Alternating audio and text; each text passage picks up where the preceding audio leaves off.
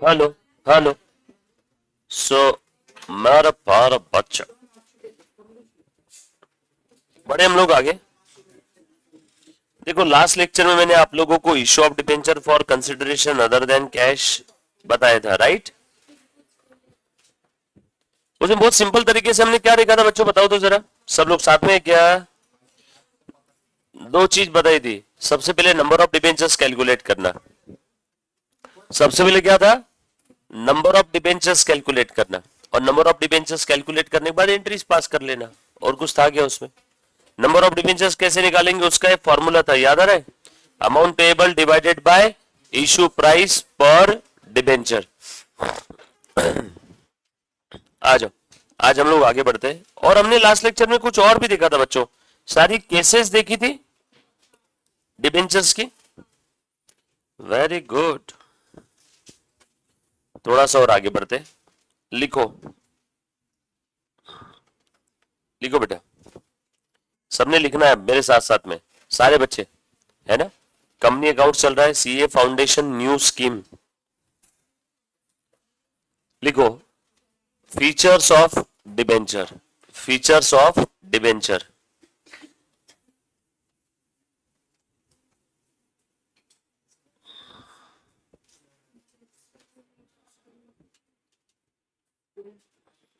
सभी लिखना बेटा, फीचर्स ऑफ डिबेंचर्स।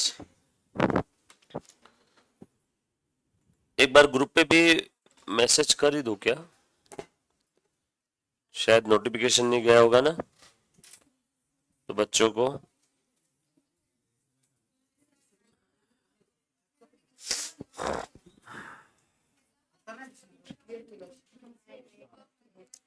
बराबर है।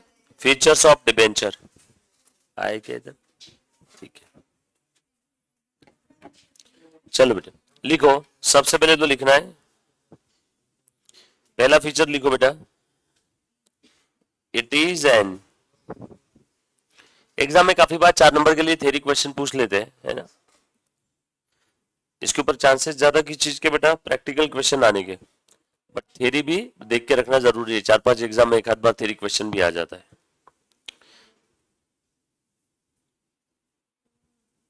Acknowledgement of debt. It is an acknowledgement of debt. लिखा बेटा? फिर आगे लिखो, it is fixed interest bearing security. और इंस्ट्रूमेंट भी बोल सकते हैं, ऐसा लिखो, it is fixed interest bearing instrument.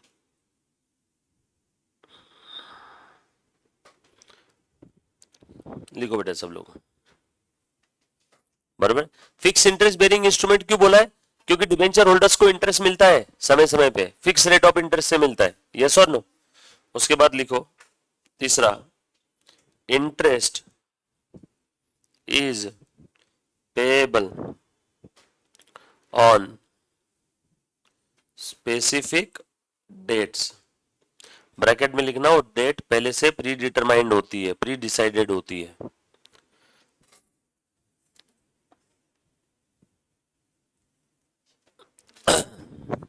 लिखा बेटा? फिर उसके बाद लिखना, अच्छा सिर्फ इंटरेस्ट ही मिलने वाला है क्या? ओरिजिनल जो प्रिंसिपल अमाउंट है वो वापस नहीं मिलेगा उनको? मिलेगा, यस और नो? डिबेंचर होल्डर्स को प्रिंसिपल अमाउंट वापस मिलेगा ना? सो लिखो, ओरिजिनल और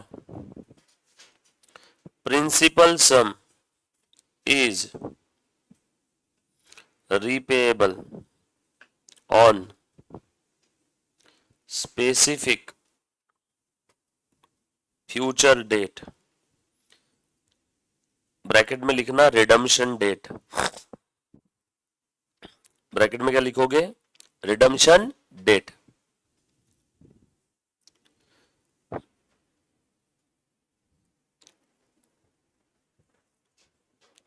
फिर उसके बाद लिखो, debenture holders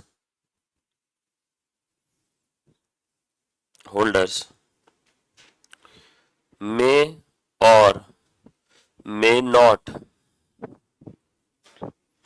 have any charge on assets of the company, bracket में लिखना सिक्योर्ड और अनसिक्योर्ड।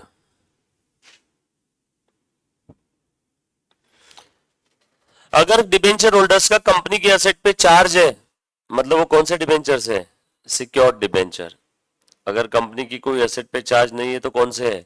Unsecured debenture. यस और नो? डन। कितने हो गए? ये सारे फीचर्स है, बराबर है ना? लिखो बेटा, एक और लिख लो। कुछ तो छोड़ रहा है क्या? एक आध फीचर हो ऐसा लिखो, लास्ट वाला एक लिख लो। Debentures may or may not be listed on stock exchange. That's it. Debentures listed भी हो सकते हैं, जैसे शेयर्स लिस्टेड होते हैं ना स्टॉक एक्सचेंज पे ट्रेड कर सकते हैं, वैसे डिबेंचर्स भी लिस्टेड हो भी सकते हैं और नहीं भी हो सकते। मींस लिस्टेड भी हो सकते हैं और अनलिस्टेड भी हो सकते हैं। सिंपल है। So basically it is an acknowledgement of the debt, fix interest bearing instrument, interest देंगे स्पेसिफिक डेट पे, प्रिंसिपल सम भी देंगे स्पेसिफिक फ्यूचर डेट पे। डिबेंचर होल्डर्स सिक्योर्ड अनसिक्योर्ड भी हो सकते हैं, मे और मे नॉट भी लिस्टेड भी हो सकते हैं। जो मैंने ग्रीन पेन से हाईलाइट किया बस उतने पॉइंट्स आने चाहिए आपके आंसर में, बाकी ओन लैंग्वेज में भी लिखा तो भी चलेगा, बस ये ग्रीन पॉइंट आपके आंसर में आने चाहिए एक एक वर्ड में। ये बात क्लियर है? सब लोग साथ में बेटा आगे बढ़े हम लोग। मैं इसको स्क्रॉल करूं, सभी ने लिखा? जुनेद लिखा गया? दिखा बुक पूरा लिखा अच्छे से? मुबाशा चेक करते रहे ना भाई, अपना पास करवाने का उसको, एक भी चीज छूटनी नहीं चाहिए। उसके बाद distinguish between debentures and shares, heading दो बेटा, distinguish between debentures and shares. Exam में कभी कभार थ्योरी क्वेश्चन आ जाता है,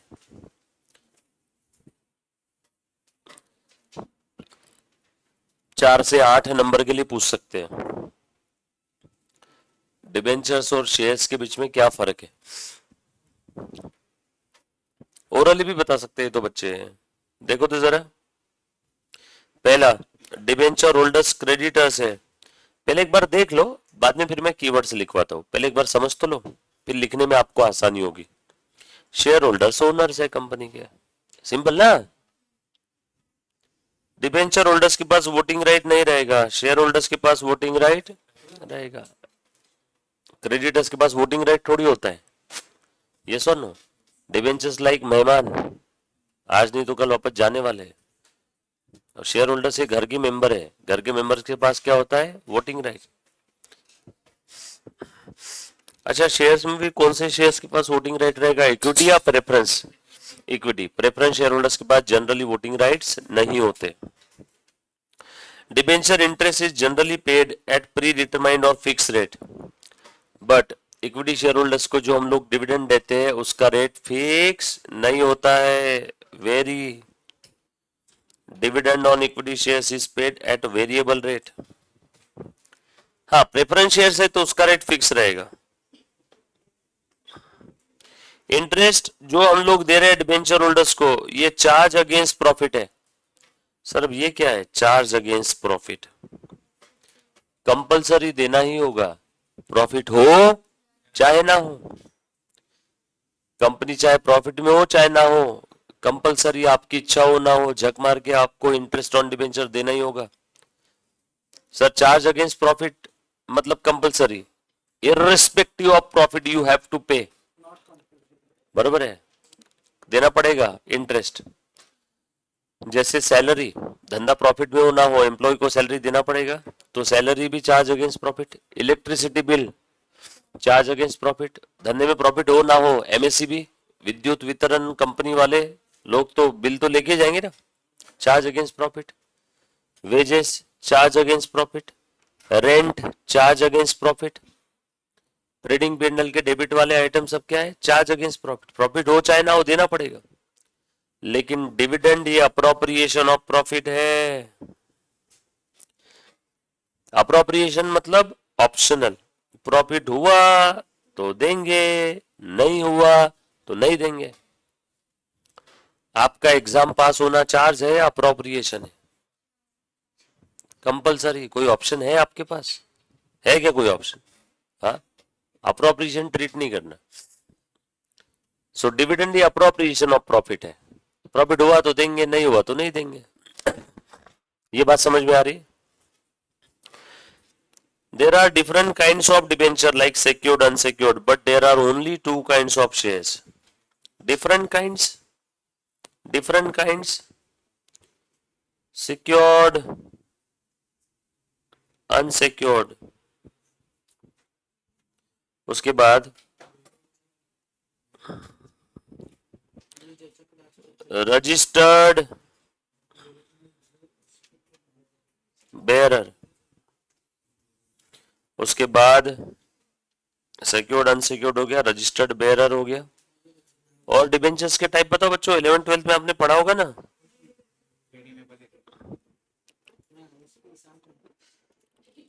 एसपी में देखा था क्या आपने?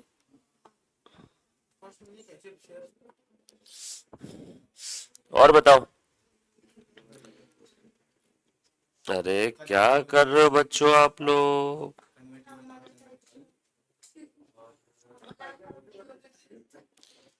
कन्वर्टिबल मतलब ऐसे डिबेंचर्स जो शेयर्स में कन्वर्ट हो सकते हैं।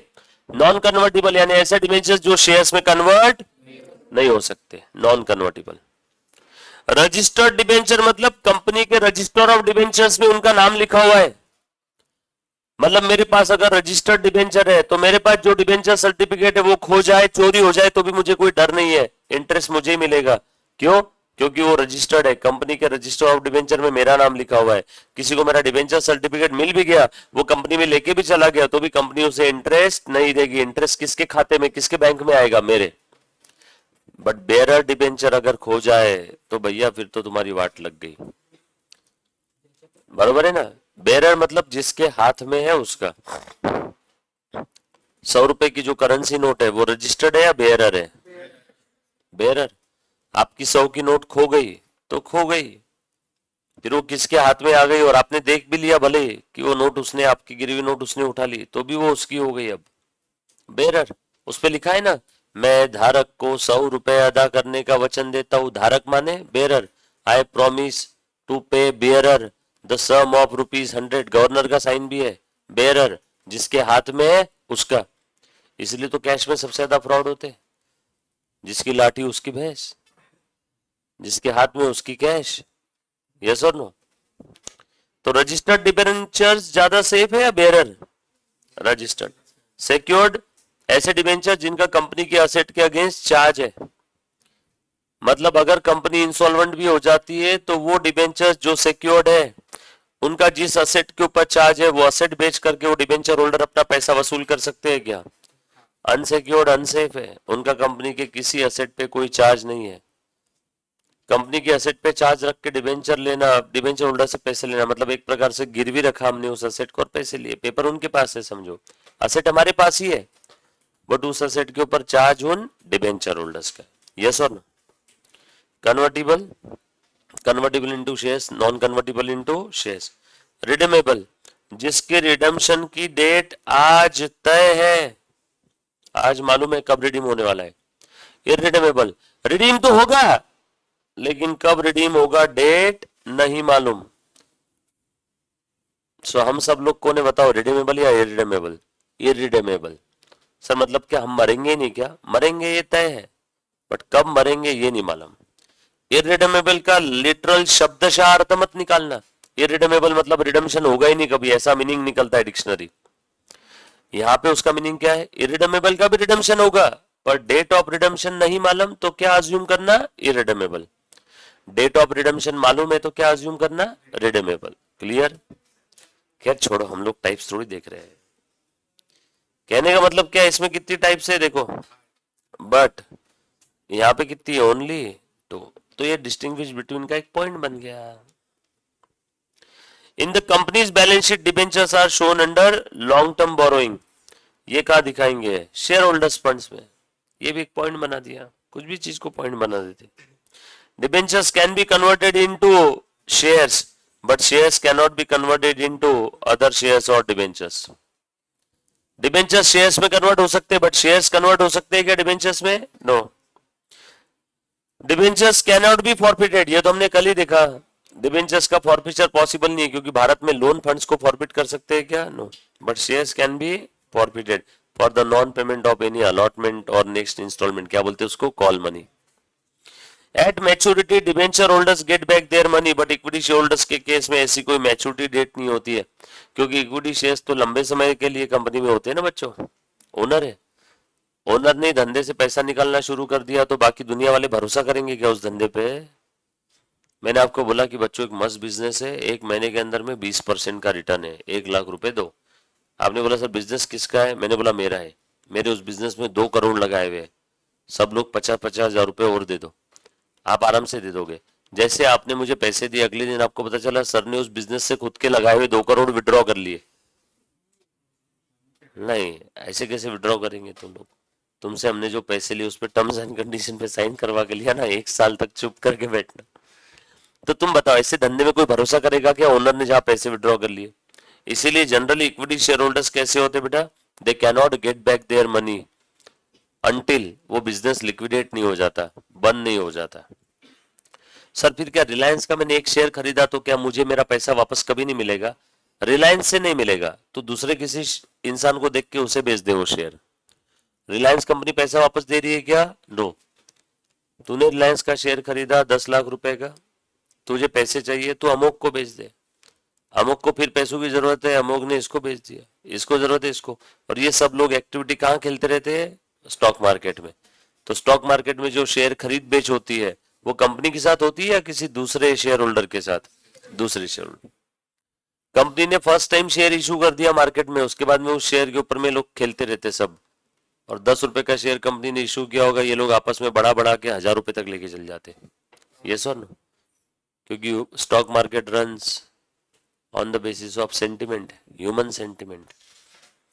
जिस दिन सेंटिमेंट गिरी, इसीलिए देखो मुकेश अंबानी के बच्चे ने कोई गलत काम किया तो रिलायंस के शेयर की प्राइस कम हो जाती है. ऐसे तो लोग हैं भारत में. फिर भले वो कंपनी कितनी भी स्ट्रांग क्यों ना हो, क्योंकि सेंटिमेंट पे काम चलता है. बच्चा ऐसा बिगड़ा हुआ है, क्या मालूम क्या होगा कंपनी का, निकाल लो अपना पैसा वापस. समझ में आया क्या? सेंटिमेंट पे काम चलता है ना.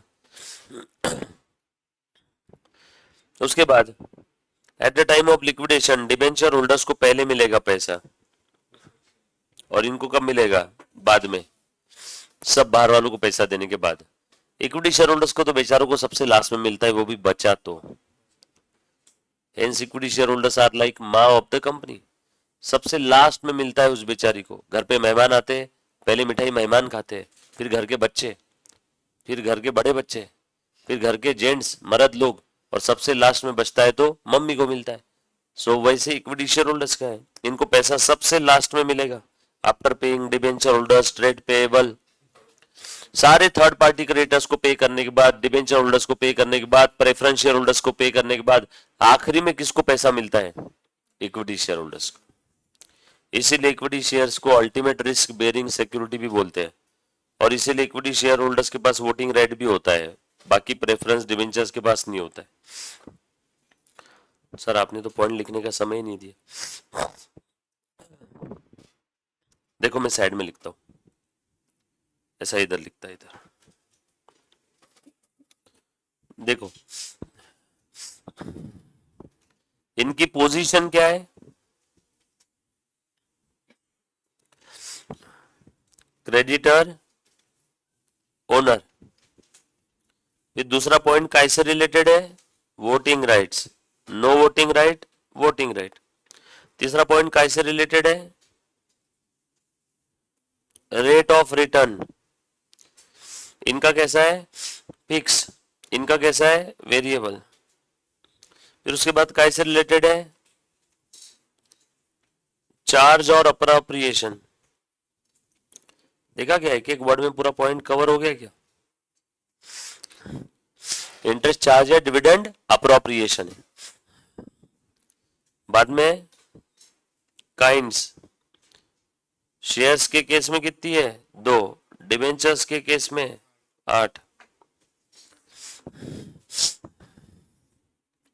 बाद में इसके बाद डिस्क्लोजर इन बैलेंस शीट।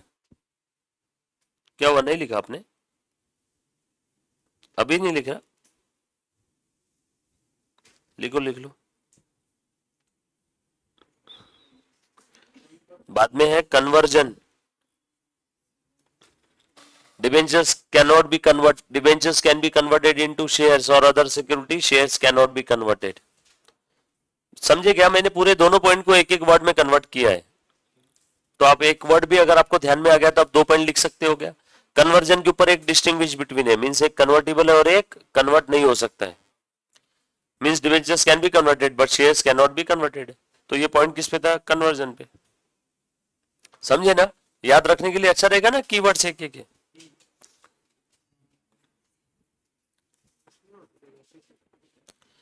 बाद में एक पॉइंट है फॉरफीचर का। Debentures can not be forfeited, shares can be forfeited. Last वाला पॉइंट रीपेमेंट का है। डिबेंचर होल्डर्स को, sorry second last point, debenture holders can get back their money after specific period of time but equity share holders can not get back their money until liquidation. Last वाला point है। ऐसा है क्या?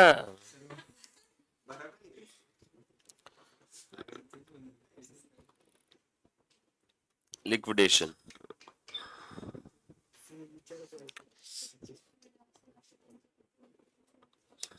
अच्छा, त्यांची किती मुदत? डिबेंचर होल्डर्सचे जास्त आणि इक्विटी शेअर होल्डर्सचे कमी।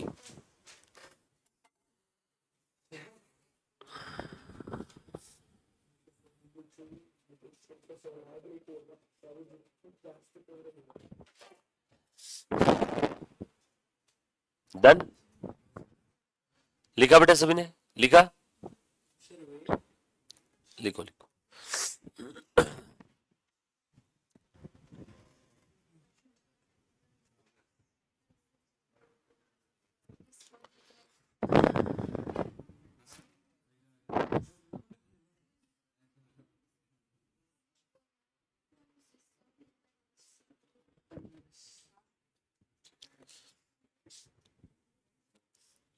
जैसा है बेटा, दिया लिखना है बेटा सारे पॉइंट सभी ने।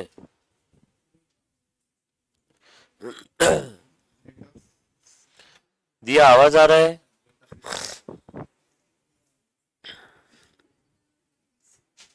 स्क्रीन क्लियर है? आवाज आ रहा है? एक बार चेक कर।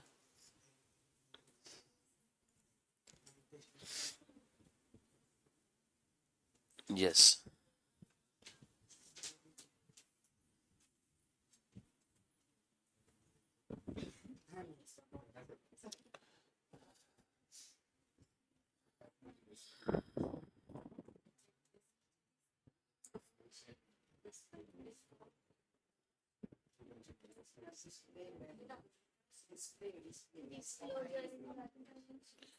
Disclosure, disclosure.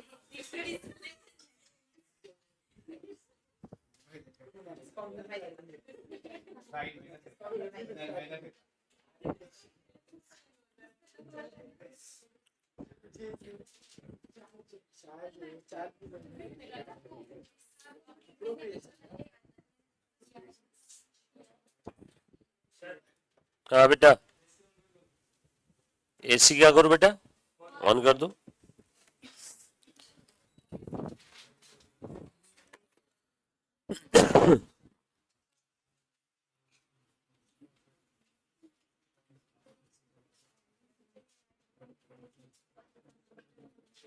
लिखा सभी ने?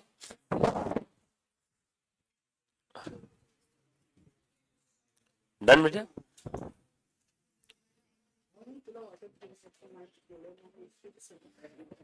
लिखे बेटा सभी ने सारे पॉइंट? डन? आगे बढ़ो क्या? लिखा बेटा अमोक?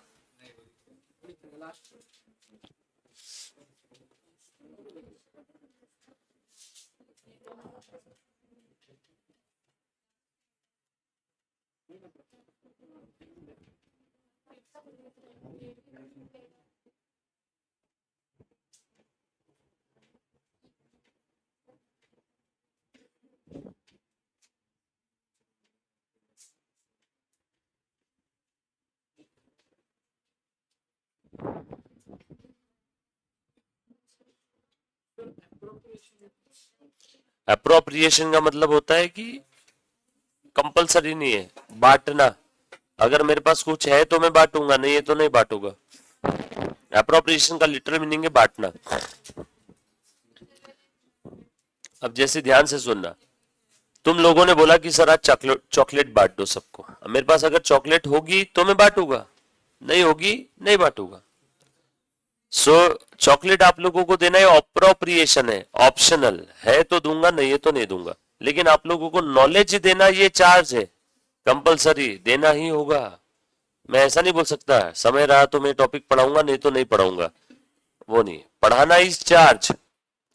चॉकलेट देना, पार्टी देना, गाना गाना, ये अप्रोप्रिएशन। बट क्या अभी के बच्चे ऐसे हो गए कि मार्केट के अंदर में चॉकलेट पार्टी ये चार्ज हो गया है एंड पढ़ाना अप्रोप्रिएशन हो गया है। ऐसा मार्केट हो गया आज के टाइम पे। चले बेटा आगे।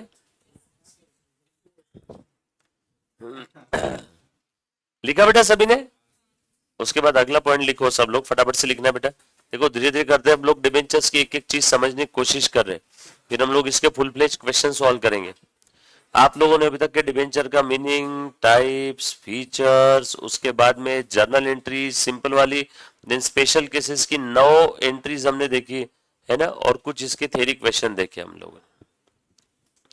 अब आगे लिखो, और ये भी हमने देख लिया, issue of debenture for consideration other than cash. 6-7 चीजें देखिए। लिखो अब, issue of debenture as a collateral security. Issue of debentures as collateral security. Debenture को एज अ कोलेटरल इशू करने का मतलब होता है मैंने किसी से लोन लिया और बदले में मैंने उसके पास डिबेंचर गिरवी रखे, गारंट है बोले, गिरवी रखा, कोलेटरल रखा। यस और नो? कोलेटरल, कोलेटरल इंग्लिश वाला तो उसको त्याला विचारलं काय था।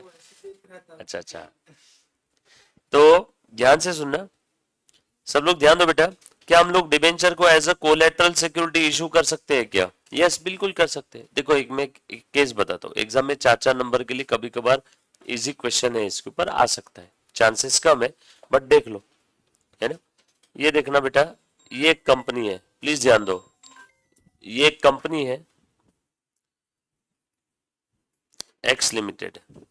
एक्स लिमिटेड ने क्या किया, लोन लिया, loan, loan taken from HDFC, HDFC bank है। कितने का लोन लिया बेटा? 10 लाख रुपीस का। कौन है? कितने का लोन लिया? 10 लाख रुपए का। बच्चों एक सेकेंड ना, ऑफिस से कॉल है, ये टाइप करो जब तक लिखो, है ना। और बदले में, हेलो, हाँ जी मैम, मैम लेक्चर में हूँ, बोलो ना।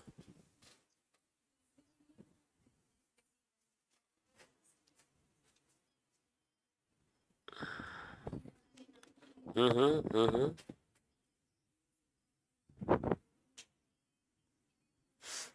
चलेगा ना, तो उनको उनका सिर्फ नाम नंबर लेकर के रखो, बोल दो हरीश सर लेक्चर में है, जैसे होते फ्री में बात करके लेता हूँ, है ना। हाँ हाँ, बोल दो। मयूरी के यहाँ से है ना? ठीक है ठीक है। हाँ बोल दो, बोल दो फ्रेंड ही है, मैं बात कर लेता हूँ लेक्चर होती, नंबर ले लेना।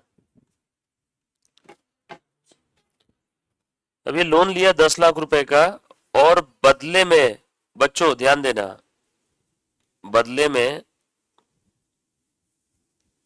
गारंटी के तौर पे, सिक्योरिटी के तौर पे, गारंटी के तौर पे, एज अ कोलैटरल, इस कंपनी ने क्या किया मालूम है क्या?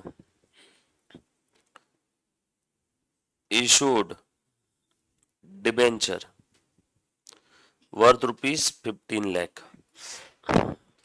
हाँ, बैंक से लोन लिया, बैंक ने एक्स लिमिटेड को बोला भैया तेरे पास कुछ काला पीला है गिरवी रखने के लिए? काला जमीन, पीला सोना, यस और नो? तो बोले काला पीला तो कुछ नहीं है, डिबेंचर्स है। बैंक पूछी किसके डिबेंचर? एक्स बोली मेरे खुद के डिबेंचर्स है। तो लाओ डिबेंचर सर्टिफिकेट दे दो। अच्छा मेरा आपसे एक छोटा सा सवाल है, एक्स लिमिटेड ने बैंक को डिबेंचर बेचा कि सिर्फ गिरवी रखा है? एज अ कोलेटरल दिया है, ओनरशिप ट्रांसफर नहीं किया। तो क्या यहाँ पे एचडीएफसी बैंक इन डिबेंचर की वजह से, किन डिबेंचर की वजह से, इन डिबेंचर्स की वजह से जो कोलेटरल इशू किए, क्या एचडीएफसी बैंक डिबेंचर होल्डर बनी क्या? नो no, क्योंकि ये डिबेंचर्स की ओनरशिप एचडीएफसी के पास नहीं है। एचडीएफसी के पास सिर्फ डिबेंचर्स का पोजीशन आया। जैसे अमुक को 1 लाख रुपए का लोन चाहिए था, मैं लोन देता हूं, मैंने बोला भैया मुझे गोल्ड दे दे, है ना, 1.5 लाख रुपए का गोल्ड दे, 1 लाख रुपए का लोन लेके जा, और जिस दिन लोन वापस करेगा उस दिन तेरा गोल्ड छुड़ा के लेके जाना। तो मैंने इससे गोल्ड लिया, गोल्ड की चेन थी इसके पास 1.5 लाख रुपए की, वो मुझे गोल्ड चेन ला करके दे दिया और मैंने उसको 1 लाख रुपए उधार दिए। तो बताओ वो जो गोल्ड चेन मेरे पास में, क्या मैं उसका मालिक हूं क्या? नो, सिर्फ पोजीशन मेरे पास है। हाँ, इन केस अगर ये लोन देने से मना कर देता है ड्यू डेट पे, तो अब उस गोल्ड चेन का मैं बाय डिफॉल्ट क्या बन जाऊंगा? मालिक। ठीक उसी प्रकार से अगर एक्स लिमिटेड एचडीएफसी बैंक को लोन ऑन ड्यू डेट देने से मना कर देती है, तो अब एचडीएफसी बैंक क्या बन सकती है? Debenture holder. बट तब तक एचडीएफसी बैंक क्या है? एक तुच्छ पोजीशन, क्या कहते हैं उसको, डिबेंचर्स का उसके पास क्या है बेटा? पोजीशन है। वो डिबेंचर होल्डर नहीं है, उसके पास सिर्फ डिबेंचर्स का पोजीशन है। ये बात समझ में आई क्या? एचडीएफसी बैंक जब डिबेंचर होल्डर नहीं है तो एचडीएफसी बैंक को डिबेंचर्स के ऊपर इंटरेस्ट मिलेगा कि लोन के ऊपर मिलेगा? वेरी गुड, डिबेंचर्स के ऊपर इंटरेस्ट नहीं मिलेगा क्योंकि वो डिबेंचर होल्डर है ही नहीं। एग्जाम में एक सवाल पूछा था, एचडीएफसी बैंक को डिबेंचर इशू किया है एज अ कोलेटरल, डिबेंचर्स थे 10%, 15 लाख के, और एचडीएफसी बैंक ने लोन दिया था 10 लाख का 10% के हिसाब से, और डिबेंचर्स थे 10%, 15 लाख के। बताओ एचडीएफसी बैंक को इंटरेस्ट कितना मिलेगा? बच्चों ने 1,50,000 लिखा था। एचडीएफसी बैंक ने लोन कितने का दिया? 10 लाख का एट 10%, और डिबेंचर्स कौन से लिए? 10%, 15 लाख के। तुम बताओ एचडीएफसी बैंक को इंटरेस्ट कितना मिलेगा? 10% ऑफ लोन के 10% ऑफ डिबेंचर? ओ, कौन बोला था डिबेंचर? जब वो डिबेंचर होल्डर ही नहीं है तो उसे डिबेंचर पे इंटरेस्ट मिलेगा क्या? नो, उसे इंटरेस्ट किस पे मिलेगा? लोन पे। एचडीएफसी ने लोन दिया ना। ये बात समझ में आई ना? पहले वाले क्वेश्चन में 1 नंबर के लिए पूछा हुआ था, क्योंकि यहाँ पे डिबेंचर जो एचडीएफसी के पास है वो एज अ कोलैटरल है, ओनरशिप नहीं है उनके पास में। ये बात समझ में आई ना सभी को? अरे बाबा, मैंने मैंने इससे लोन लिया 1 लाख रुपए का, और बदले में बोला 1,30,000 का फोन गिरवी रख रहा हूं, 1 लाख का मैं लोन ले रहा हूं, बरोबर है? तो मैं इंटरेस्ट इस लोन पे दूंगा या फोन की अमाउंट पे दूंगा? लोन पे। जो गिरवी रखा है उसके ऊपर थोड़ी इंटरेस्ट कैलकुलेट करते हैं। तो जो गिरवी रखा है डिबेंचर, उसके ऊपर इंटरेस्ट कैलकुलेट करेंगे क्या? ये बात समझ में है ना? बच्चों ने एग्जाम में घाई घाई में किसके ऊपर इंटरेस्ट निकाला मालूम है? डिबेंचर पे, क्योंकि आदत है ना, पड़ा हुआ है डिबेंचर्स पे इंटरेस्ट मिलता है। अरे पर ये डिबेंचर की ओनरशिप दी है क्या एचडीएफसी को? समझे ना? आगे बढ़ू क्या? अब एक्स लिमिटेड के बुक में एंट्री क्या रहेगी? पहली एंट्री, लोन बोरे में भर के कैश मिला होगा या बैंक में आया होगा? बैंक में। So bank account will be debited 10 lakh to loan from HDFC, loan from HDFC account 10 lakh, loan taken at the rate 10%, और एक्स लिमिटेड ने डिबेंचर्स इशू किया since debentures issued as collateral. मैंने अमोक को ये फोन दिया, मेरा 1,30,000 का, उससे 1 लाख का लोन लिया, मैं लोन की एंट्री कर ली। ये फोन जो गिरवी रखा उसकी भी एंट्री करनी पड़ेगी क्या मुझे? जो फोन गिरवी रखा उसकी एंट्री थोड़ी होती। अरे फोन बेचा थोड़ी है। Debenture is issued as a collateral, therefore no entry for debenture issued as collateral security।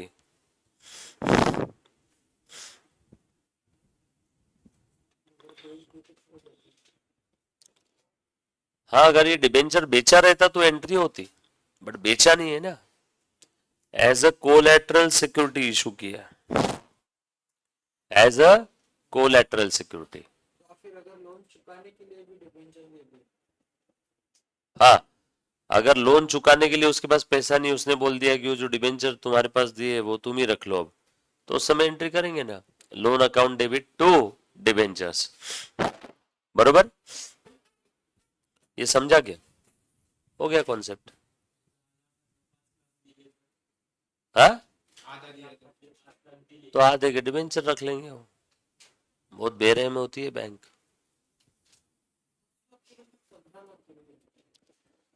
क्या बोले? अरे बाबा, एक बच्चे ने बोला सर 10 लाख में से अपने 5 लाख का लोन रिपे कर दिया, तो बचे 5 लाख वो क्या करेंगे, ये 15 लाख में से 5 लाख के डिबेंचर रख लेंगे, 10 लाख के वापस कर देंगे। समझ में आएगा? मैंने लाला से लोन लिया 10 लाख रुपए का, और मेरी माँ के कंगन उसके पास गिरवी रखे।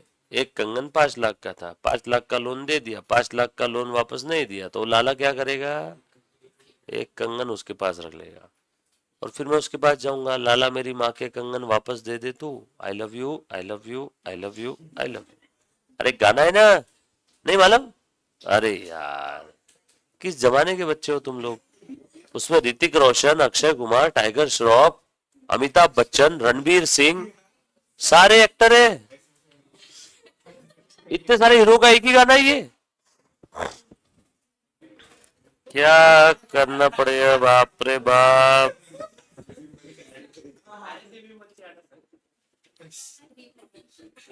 कौन सा है वो बताओ मेरे को? बिरजू?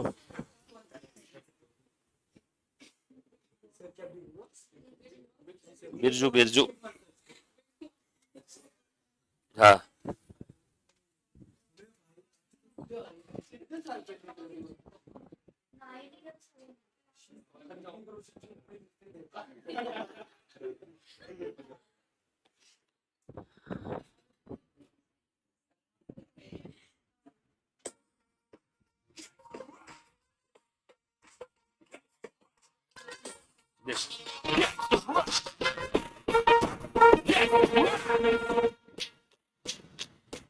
बिरजू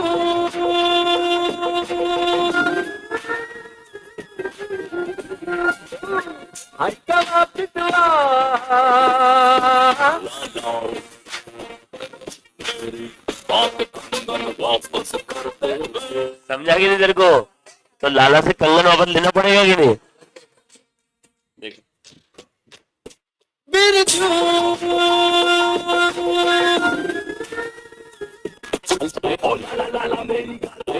मारू तारी तो चला के चपकाटी फसल तब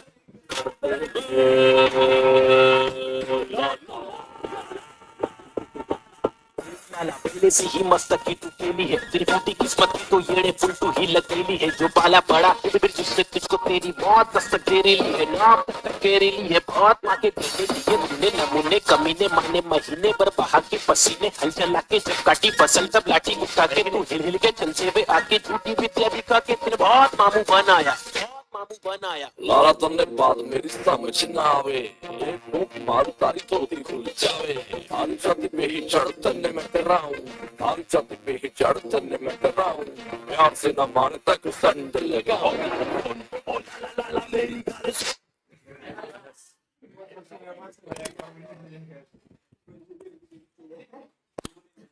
तो कितने कंगन वापस मिलेंगे फिर?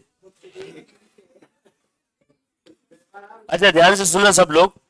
सो डिबेंचर जो as a collateral security issue किया है उसकी हम लोग एंट्री नहीं करेंगे, बट स्टिल वहां पे अकाउंटेंट शिवम था, शिवम बोले एंट्री तो मैं करूंगा, एंट्री तो मैं करके रहूंगा।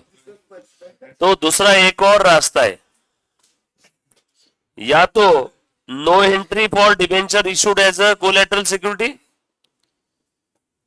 या तो फिर किसी ने अगर बोला नहीं एंट्री तो करना ही है, तो उस समय एंट्री क्या करेंगे। देखो ये पहली वाली एंट्री तो सेम रहेगी ना, bank account will be debited to loan 10 lakh 10 lakh. दूसरी एंट्री यहां पे क्या था, नो एंट्री, या फिर एंट्री अगर करना ही है, डिबेंचर इशू किया ना, सो टू 10% डिबेंचर, 15 लाख की डिबेंचर थी ना बच्चों। अब डेबिट क्या करना चाहिए यहाँ पे, वैसे तो एंट्री आनी ही नहीं चाहिए, डेबिट क्या करेंगे, कैश बैंक, क्या डिबेंचर बेच के पैसे आए क्या, नो, और वैसे भी बैंक तो ऑलरेडी डेबिट हो चुका है, वापस डेबिट करो क्या करे क्या करे, कुछ ऑप्शन नहीं है तो मेरे पास डिबेंचर सस्पेंस अकाउंट, वैसे एंट्री आएगी नहीं, बट फिर भी अगर कोई जिद पे अड़ गया कि नहीं एंट्री तो करना ही है, तो debenture suspense to debenture, narration लिखना होगा, 10% debentures issued is collateral security, और जिस दिन लोन वापस कर देंगे दूसरी एंट्री एज इट इज क्या हो जाएगी, रिवर्स, खत्म, debentures account debit to debenture suspense, game over.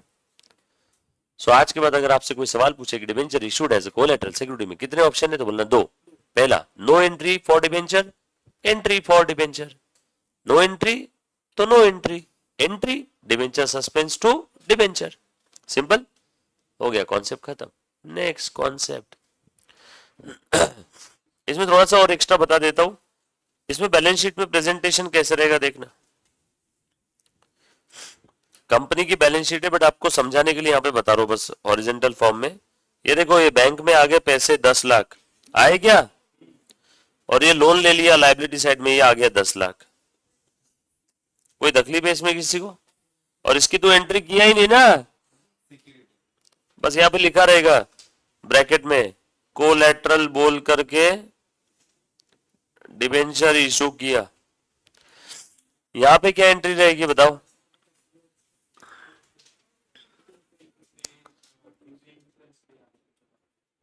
Asset side में बैंक आ जाएगा 10 लाख, इधर लोन आ जाएगा 10 लाख, पहली एंट्री हो गई क्या, इसका मैंने पोस्टिंग कर दिया बैलेंस शीट में। अब उसके बाद डिबेंचर सस्पेंस का डेबिट बैलेंस है, डेबिट बैलेंस है तो असेट में लिखू क्या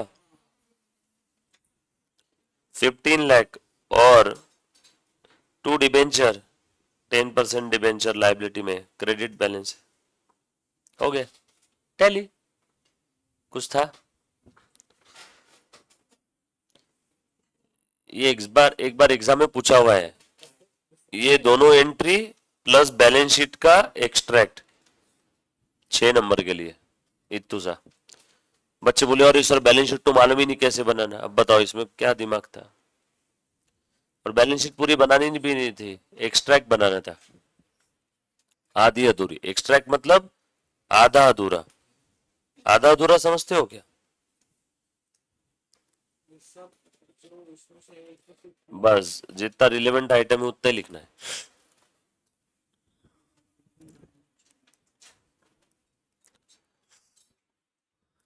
डन, आपकी जब तक शादी नहीं होती आप क्या हो, अमोघ आधे अधूरे,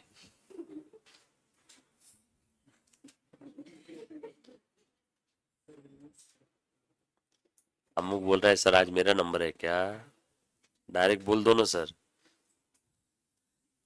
चलो लिखा बेटा सभी ने, टोटल मत करना इसका, एक्सट्रैक्ट बैलेंस शीट का, एक्सट्रैक्ट पीएनएल का कभी भी टोटल नहीं होता है, ठीक है ना। चलो लिख लिया सभी ने, ये था debenture issued as a collateral security, but आज इसके लिए थोड़ी बुलाया था मैंने आपको, आज बहुत ही इंपॉर्टेंट कॉन्सेप्ट हम लोग अब देखेंगे। अब तक जो चीजें हमने पढ़ी उसमें किसी बच्चे को अगर कोई डाउट है तो प्लीज एक बार पहले पूछो। अब मैं इस टॉपिक का सबसे इंपॉर्टेंट पार्ट स्टार्ट करने जा रहा हूं, जो बच्चा लाइव स्ट्रीमिंग देख रहा है, दिया कहीं कुछ डाउट आए तो पूछना है। बाकी सारे बच्चे यहाँ पे, एनीबॉडी ऑल सेट। डिबेंचर का एक बार नजर घुमा लो, जो भी आपने अब तक लिखा होगा उसमें कोई चीज आप चाहते हो कि मैं रिपीट करूं, प्लीज मुझे बोल दो, मैं वो फिर से बताने के लिए तैयार हूं। और रेगुलर रहो क्लास के अंदर में, छुट्टी मत मारो। कोई चीज है, देखो काफी बार है ना बच्चों के अंदर पेशेंस नहीं रहता, उनको फटाफट फटाफट सारी चीजें चाहिए, स्लो किसी को पसंद नहीं है। समझ में आया क्या? बट यही रास्ता है यार, सीए की एग्जाम क्लियर करना है तो, है ना। हर चीज समझ के जाओ कि पेपर का कोई भरोसा नहीं रहे, कुछ भी सवाल आते। क्लियर है बेटा अब तक जो देखा? कोई ऐसी चीज जो नहीं समझ में आई होगी, कुछ डाउट है, मैं वापस बता सकता हूँ। बोल बेटा। हाँ, नहीं नहीं, वो तो गिरवी हम लोग जब भी कोई चीज रखते तो वो तो ज्यादा की रहती ना। लोन अगर 1 लाख का लिया तो एग्जैक्ट 1 लाख रुपए की चीज थोड़ी गिरवी रखेंगे, फिर तो कोई लोन वापस ही नहीं करेगा। नहीं ना, डिबेंचर उसके पास है नहीं 1 रुपए का भी, वो तो सिर्फ गिरवी रखा है, ओनरशिप तो 1 रुपए के भी डिबेंचर की नहीं है। तो मुझे एक बात बता, मैं अगर तेरे पास से 1 लाख रुपए का लोन लेना चाहता हूँ और मुझे अगर तेरे पास कुछ कोलेटरल रखना है, तो तू 1 लाख का लेगा या उससे ज्यादा का लेगा? नहीं, 1 लाख का लेगा तो फिर तो सारी बैंक डूब गई होती अभी तक। मैं बैंक के पास जाता, उसे 1 लाख का गोल्ड देता, 1 लाख उससे गिरवी मतलब ये उधार ले लेता, और 6-8 महीने बाद बैंक को बोल देता जा नहीं देते तेरे पैसे, रख ले 1 लाख का गोल्ड। बैंक का लॉस किस में हो गया बता? इंटरेस्ट। मैंने इंटरेस्ट दिया ही नहीं। सो फायदे में कौन है? मैं। नुकसान में कौन है? बैंक। इसलिए जब भी आप किसी के पास 100 रुपए की चीज गिरवी रखते हो तो आपको 100 से कम उधार मिलता है। समझ में आया ना? उससे ज्यादा का नहीं मिलेगा। ये बात समझ में आई क्या? कभी भी आपको कोलेटरल ज्यादा अमाउंट का रखना पड़ता है और लोन कम मिलता है। समझ में आया क्या? सामने वाला अपने आप को सिक्योर करेगा ना बॉस, नहीं तो क्या होगा मालूम है क्या? मैं 5 लाख रुपए की असेट रखूंगा, 5 लाख का लोन लेके जाऊंगा। अब मुझे गम नहीं है, अगर मैं लोन वापस नहीं कर पाए तो मैं बोल दूंगा रख ले एसेट। 5 लाख की एसेट थी, 5 लाख तो आ गए मेरे पास। सामने वाले का लॉस किसका हो गया? इंटरेस्ट का। उसे इंटरेस्ट मिला ही नहीं, इसीलिए वो लोन की अमाउंट प्लस ऊपर 6-8 महीने का इंटरेस्ट या साल भर का इंटरेस्ट कवर कर इतना एक्स्ट्रा रखता है। सो कल चल के अगर उसने मना कर दिया तो जिसने लोन दिया वो फायदे में रहेगा, उसके पास तो ज्यादा है। बरोबर? चले आगे। अब लिखो सबसे इंपॉर्टेंट वाली चीज है। जुनेद, ये बंद कर दे बेटा, दरवाजा बंद कर दे बस। सब लोग ध्यान देना अच्छे से। ठंडा हो गया ना अब थोड़ा, इसलिए दरवाजा बंद करवा दे।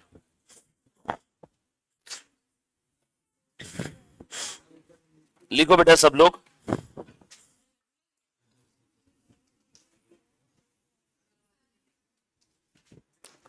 सब लोग लिखेंगे, हेडिंग दो, बहुत इंपॉर्टेंट है बेटा। राइटिंग ऑफ, आ जाओ बच्चों, off discount on issue of debentures. Writing off discount on issue of debenture, discount oblique loss, दोनों भी लिख लेना। राइटिंग ऑफ डिस्काउंट और loss on issue of debentures. Writing off discount और loss on issue of debenture.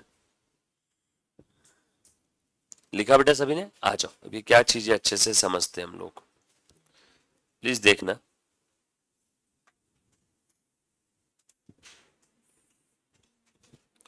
देखो ध्यान दो बेटा, एक ये कंपनी है, इसने 100 रुपए की फेस वैल्यू वाला डिबेंचर, 100 रुपी फेस वैल्यू का जो डिबेंचर है वो इशू किया, issued at discount of 10%।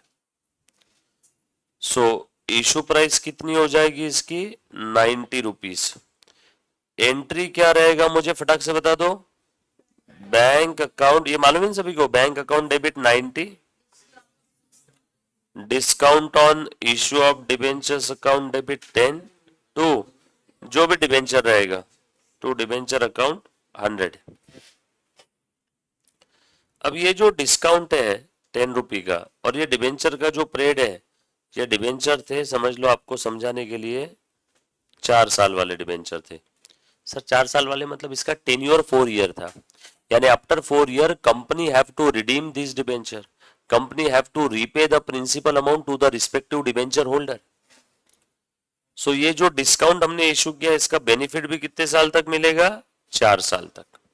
तो तुम बताओ क्या ये लॉजिकली सही है? क्या सारा का सारा डिस्काउंट इस साल के पीएनएल में लिखना सही रहेगा? रेवेन्यू मैचिंग कॉन्सेप्ट नाम की कोई चीज होती है कि नहीं? इस पीरियड के अगेंस्ट इसी पीरियड के खर्चे आएंगे। सो बताओ अब वो डिस्काउंट का बेनिफिट कब तक मिलेगा? सवाल। डिस्काउंट का बेनिफिट कब तक मिलेगा? सवाल। जवाब, जब तक वो डिबेंचर जिंदा रहेगा जिसके लिए डिस्काउंट दिया। डिबेंचर कब तक जिंदा रहेगा? 4 साल तक। तो डिस्काउंट का बेनिफिट भी कब तक मिलेगा? 4 साल तक। सो क्या हमें उस डिस्काउंट को राइट ऑफ करना पड़ेगा over the period of 4 year? Yes और नो? तो तुम बताओ हर साल कितना कितना राइट ऑफ करो? 2.5, 2.5, ₹2.5 यस और नो? सो ये 10 रुपए का discount we have to write off over the tenure of debenture. So अब देखो मैं क्या लिख रहा हूं, प्लीज ध्यान देना। Such discount on issue of debenture need to be write off over the tenure of debentures in a proportion of, किस प्रपोर्शन में राइट ऑफ करना है? इक्वल प्रपोर्शन नहीं रहेगा। ये किसका डिस्काउंट है? डिबेंचर का। तो हर साल के स्टार्टिंग में जितना डिबेंचर का अमाउंट आउटस्टैंडिंग रहेगा उस प्रपोर्शन में राइट ऑफ करना होगा। देखो वापस लिख रहा हूं, in a proportion of amount outstanding of debentures at the beginning of each period. So जो भी डिस्काउंट या लॉस रहेगा on issue of debenture, we have to write off such discount और loss in the proportion of amount outstanding of the debenture at the beginning of each period. Sir ये बात कुछ समझी नहीं। देखो मैं समझा के बताता हूं। ये क्या है बताओ मुझे? सर ये बेड है, ऐसे रहता है ना पलंग, बट हमारे लिए ये टाइम लाइन है। ये क्या है? Time line. 0, 1, 2, 3, 4, 3, 2, 1, बराबर है। ये 1 ईयर, 2 ईयर, 3 ईयर, 4 ईयर। हमने आज डिबेंचर इशू किया, बोलो कितना है बेटा डिबेंचर का अमाउंट आउटस्टैंडिंग? ये आउटस्टैंडिंग यानी लायबिलिटी, लायबिलिटी यानी क्रेडिट, क्रेडिट कितना हुआ? आज डिबेंचर इशू किया, बोलो बेटा आउटस्टैंडिंग अमाउंट कितना है डिबेंचर का? 100, बरोबर ना? बोलो फर्स्ट ईयर के एंडिंग में डिबेंचर का रिडम्पशन हुआ है क्या? डिबेंचर्स का रिडम्पशन हुआ है क्या? नो। बोलो अमाउंट आउटस्टैंडिंग अभी भी कितना है फिर? बोलो सेकेंड ईयर के एंडिंग में डिबेंचर्स का रिडम्पशन हुआ है क्या? नो। देयरफॉर अमाउंट आउटस्टैंडिंग कितना है अभी भी? बोलो थर्ड ईयर के एंडिंग में डिबेंचर का रिडम्पशन हुआ है क्या? बोलो देयरफॉर अभी भी अमाउंट आउटस्टैंडिंग कितना है? बोलो फोर्थ ईयर के एंडिंग में डिबेंचर का रिडम्पशन हुआ है क्या? यस। तो बोलो अमाउंट आउटस्टैंडिंग कितना है? लॉजिकल है ना? नहीं किसी को कोई तकलीफ है तो पूछो कि सर ये चीज समझ में नहीं है। लॉजिकल है ना? आप ऐसे क्यों देख रहे हो सब लोग? इजी है ना? नहीं सर हमें ये समझ नहीं आ रहा कि इतना इजी कैसे हो सकता है। इतना ही इजी है, थोड़ा सा ध्यान से देखोगे तो बहुत इजी है। ये समझा ना सभी को? सो यहाँ पे क्या लिखा था? इन द प्रोपोर्शन ऑफ और in the ratio of amount outstanding of the debenture at the beginning of each period. So बताओ रेशियो या प्रोपोर्शन कितना आया? ये बिगिनिंग है ना, ये फर्स्ट ईयर है, ये सेकेंड ईयर है, ये थर्ड ईयर है, ये फोर्थ ईयर है। बोलो फर्स्ट ईयर का बिगिनिंग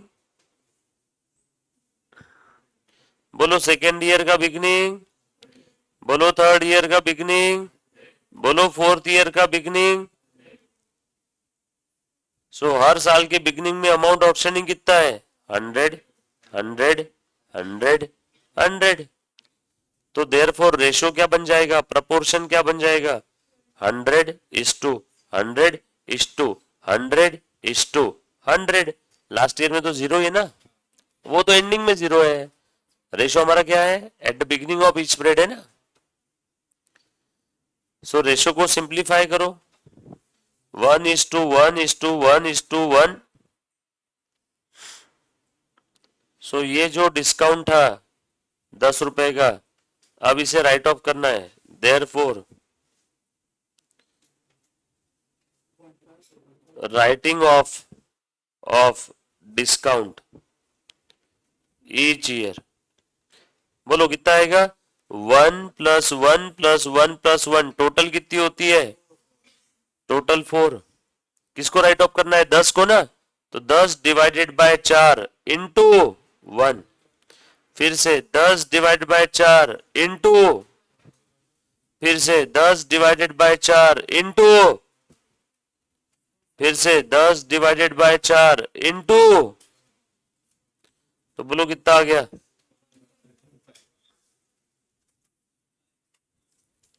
कुछ था क्या?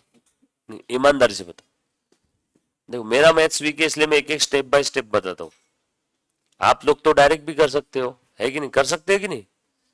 अभी हम लोग एक प्रश्न लेंगे, आप मुझे डायरेक्ट करके बताना, ठीक है ना? ये समझ में आया क्या? सो अब इस डिस्काउंट को हर साल कितना राइट ऑफ करेंगे बेटा?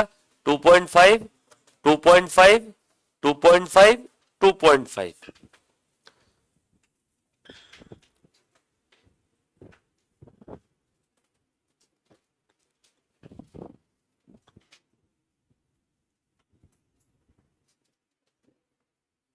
देखो एक बार, नहीं मालूम है मुझे, लिखा नहीं आपने, आप मुझे डायरेक्ट करके बताना। अगर आपको डायरेक्ट आ जाता है तो ये लिख के क्यों थक रहे हो? फिर ये लिखना मत ना। कुछ बच्चे जैसे सोच रहे होंगे कि सर ये तो ओरल था, 10 को 4 साल में बांटना है, 10/4, ढाई ढाई ढाई ढाई, क्यों परेशान कर रहे हो आप? अगर डायरेक्ट आ जाता है तो फर्स्ट केस लिखने की जरूरत नहीं है। चेक करते हैं अभी। ये देखो, company issued debenture of ₹100 at a discount of 10%,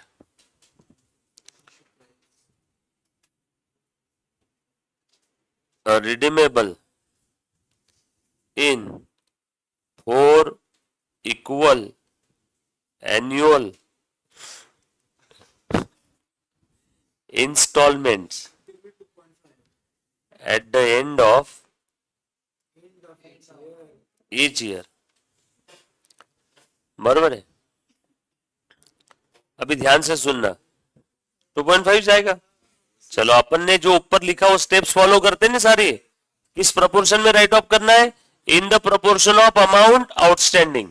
यहाँ पे कोई मैं एन्यूटी का फॉर्मूला अप्लाई नहीं कर रहा हूँ, बिगनिंग है, एन्यूटी एंड है, वो चक्कर में मत पड़ना। टाइम वैल्यू ऑफ मनी यहाँ पे कुछ नहीं, अभी समझ में आया ना? अभी ध्यान दो, अपन ने जो लिखा वो फॉलो करना है। सबसे इंपॉर्टेंट अपने पिछले 20 मिनट के डिस्कशन का ये है सबसे इंपॉर्टेंट पैराग्राफ। किस प्रपोर्शन में राइट ऑफ करना है? सवाल जवाब, in the proportion of amount outstanding of the debenture at the beginning of each year. Sir ये कहां से आया? कंपनीज एक्ट में बोला हुआ है भैया। सर लॉजिक क्या है? Revenue matching concept. चलो बताओ तो। हाँ पहले ये बता दो, डिस्काउंट का अमाउंट कितना है? डिस्काउंट का अमाउंट है फेस वैल्यू इंटू 10%, मतलब कितना है? 10। 0 1 2 3 4 3 2 1। बोलो डिबेंचर इशू किया, बोलो अमाउंट आउटस्टैंडिंग कितना है बेटा? 100। 100 रुपए का डिबेंचर इशू किया ना, 4 इक्वल एनुअल इंस्टॉलमेंट में रिडीम किया है। 100 की 4 इक्वल एनुअल इंस्टॉलमेंट कितने कितने की होती? इस बार डिबेंचर का redemption at the end of 4th year नहीं है, इस बार डिबेंचर का रिडम्पशन तीन का है, हर साल थोड़ा थोड़ा थोड़ा थोड़ा। बिहारी है क्या कोई यहाँ पे? तू बिहारी है? थोड़ा थोड़ा हर साल कैसे बता मुझे? थोड़ा थोड़ा। तो बताओ फर्स्ट ईयर में रिडम्पशन कितना हुआ? 25। बोलो बचा कितना? बोलो सेकेंड ईयर में रिडम्पशन कितना हुआ? अरे पिछले वाले केस में ये सब 0 0 आ रहा था ना यहाँ पे, रिडम्पशन 0 रिडम्पशन 0, तो हर बार बच कितना रहा था? इक्वल। बोलो बचा कितना? 50। बोलो रिडम्पशन कितना हुआ? बोलो बचा कितना? बोलो रिडम्पशन कितना हुआ? बोलो बचा कितना? सो मेरे प्यारे बच्चों, ratio of amount outstanding 100 is to 75 is to मैंने वही किया जो पिछले केस में लिखा, मैंने कसम से एक वर्ड भी चेंज नहीं किया। समझ में आया क्या? मैंने एक वर्ड भी चेंज किया क्या? वही किया जो मैंने पिछले केस में लिखा था। यहां पे तो 0 आ गया ना। सिंप्लीफाई कर लो। सिंप्लीफाई नहीं किया तो भी चलेगा, कोई दिक्कत नहीं है, फिर भी किसी को करना है तो कर, इसकी भी डायरेक्ट टोटल कर ली तो भी चलेगा। हाँ करो, बताओ कितना रहा है? सबको 25 से डिवाइड कर सकते हैं क्या? 25 4 जा 25 3 जा 75, 25 2 जा 25 1 जा 25। सर सिंप्लीफाई नहीं करना है, चलेगा क्या? चलेगा। आप डायरेक्ट इन सबकी टोटल कर देना, 100 75 175 50 225 और 25 250। सिंप्लीफाई नहीं किया तो भी चलेगा। अब बताओ therefore amount to be write off. बोलो डिस्काउंट का अमाउंट कितना है? टोटल करो इन सबकी। 10। बोलो डिस्काउंट का अमाउंट कितना है? 10। सो 10 divided by total 10 into 4। 10 divided by total 10 into, ये टोटल है बच्चों, और ऊपर वाला 10 डिस्काउंट है। 10 डिवाइड बाय 10 इंटू यहाँ पे कितना है? 2। 10 डिवाइड बाय 10 इंटू 1। अरे कुछ समझ में आई क्या बात? समझ में आया क्या? बोल। ये लो, बगैर सिंप्लीफाई किए मैं रेड पेन से लिख रहा हूं। कर टोटल इन सबकी, तो 175 50 225 25 250। चलो 10 डिवाइडेड बाय टोटल कितनी है? 250 इंटू 100। 10 divided by 250 into 75। सहज विचारलं ती। 10 divide by 250 into 25। Done. Simple है, समझ में आई क्या? सो केस कोई भी हो, अपना बनाया हुआ ये रूल हर केस में अप्लीकेबल रहेगा क्या? केस कोई भी हो, कितनी भी कॉम्प्लिकेटेड क्यों ना हो, एक सिंपल सी steps, put the value, get the answer. अब लिखो, लिख पाओगे क्या? एक सेकेंड ना, ये लिखने के पहले केस 3 और बता दो, फिर लिखना बच्चों। पहले एक बार देख लो यार, मैं लिखने का काम आपको देता हूं, थोड़ा सा रुक के देता हूं। एक केस 3 याद आ रही है अभी, वो एग्जाम का एक क्वेश्चन था। आगे ध्यान से सुनिए। सर आप ऐसे बगैर बुक्स के पढ़ा रहे हो, कोई चीज मिस हो गई तो? नहीं, कुछ मिस नहीं होगा। 10-15 साल से यही काम चल रहा है, साल में 4 बार, मिस कुछ नहीं होगा। ऐसे हमारे पास मॉड्यूल है, समझ में आया क्या? साल में 4 बार क्यों? 2 रेगुलर और 2 रिवीजन बैचेस। हाँ पर अब 3 बार रहेगा ना, पहले 2 बार ही था।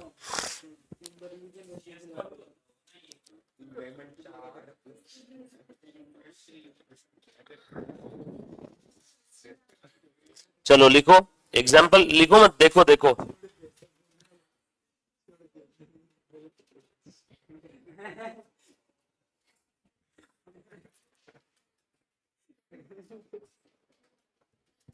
हाँ लिखो बेटा, एक एग्जाम मतलब देखो देखो, लिखना मत। X limited issued debenture. Don't worry, हम लोग जब ये पढ़ते हैं ना, पढ़ने के बाद हम लोग सारे क्वेश्चन भी सॉल्व करते हैं, तो उसमें भी समझ में आ जाता है हमने सारी चीज कवर की कि नहीं, क्योंकि कोई भी क्वेश्चन नया नहीं मिलेगा आपको। सारे questions including solve self practice plus MRP के। भाई साहब मुझे लगा कीड़ा आ गया इधर कोई। हाँ, debenture of ₹100 at a discount of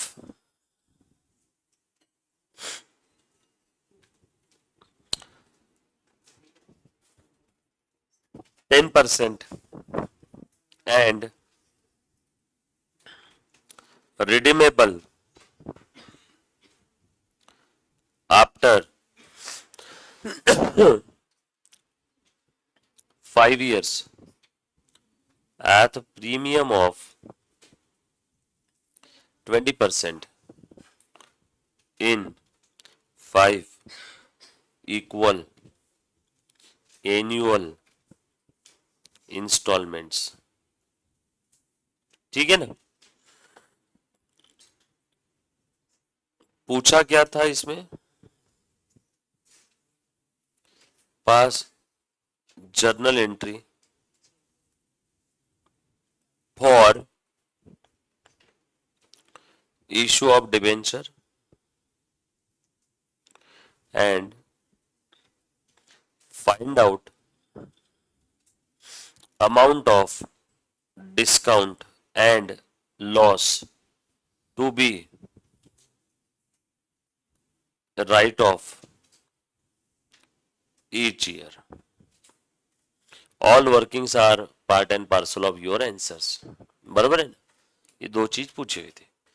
पहली चीज तो हर एक बच्चा यहाँ पे बैठा हुआ बता देगा आराम से। पहले जर्नल एंट्री बताओ मुझे फटाफट से। पहले इशू वाला किस्सा लिखो, याद है क्या?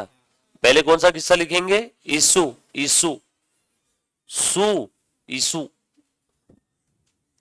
एसी चालू किया है सर आज, क्यों ठंड लग रही ना? देख एसी विंड फ्री होते हैं बॉस। एसी का पंखा रहता है क्या जो हवा फेंकेगा? तेरे घर पे जो विकास के घर पे जो एसी लगा है चालू है ना? सही में गर्मी हो रही? मैं मेरे टीचिंग आवर कम करके तेरे साथ बार बार सलून जाना शुरू करता हूँ पहले, क्यों मैंने देखा है जो हैंडसम लड़के होते हैं ना उसकी बात हर कोई सुनता है। ऐसा रहता है? नहीं हैंडसम कर सकता है क्या? हाँ एसी चालू कर दो। सुन ना, सिर्फ एक इतनी एंट्री पास कर लेते हो। नहीं एसी चालू है, देख पट्टी घूम रही है ना उसकी। अरे चालू है ये, और बोर कैसे चालू करूं? घूम रहा है ना, देखो चालू है ना।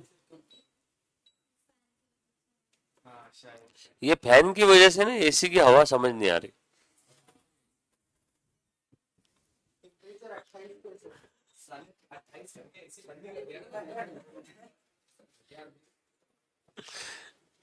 ओ विकास सर, एक इतनी एंट्री बताता, 1 मिनट बैठो, सिर्फ एक ही एंट्री है, ये 20 से छूट जाएगी नहीं तो। 1 मिनट बैठो ना। हाँ 1 मिनट बैठो यार, एक बार एंट्री देख लेंगे तो क्या हो जाएगा यार। बैठ जाओ सर।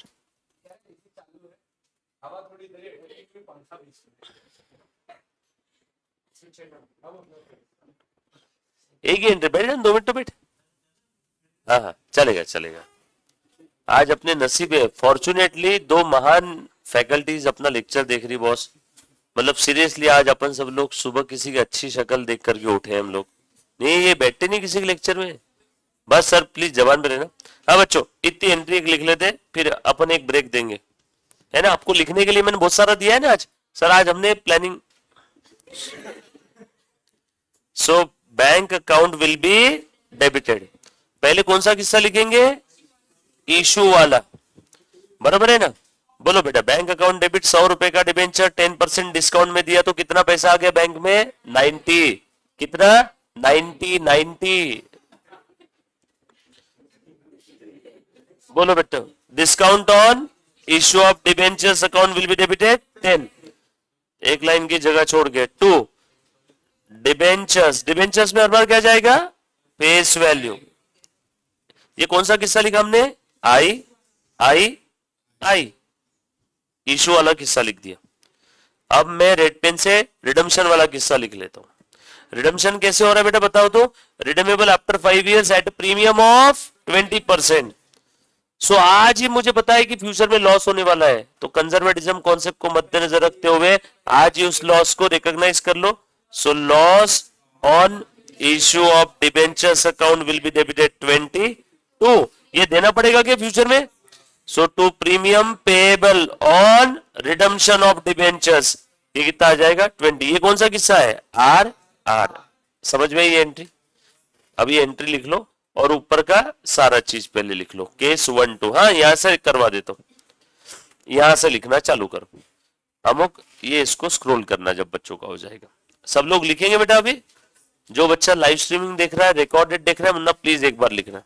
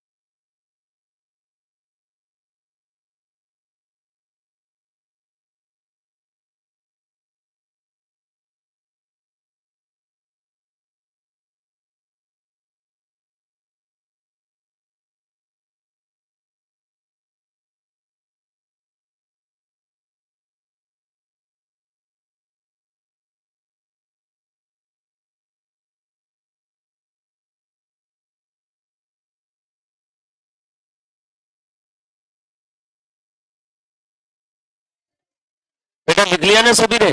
ठीक है, मैं आज का लेक्चर यही समाप्त कर रहा हूं और मैं आप लोगों से विदा ले रहा हूं। Thank you so much guys.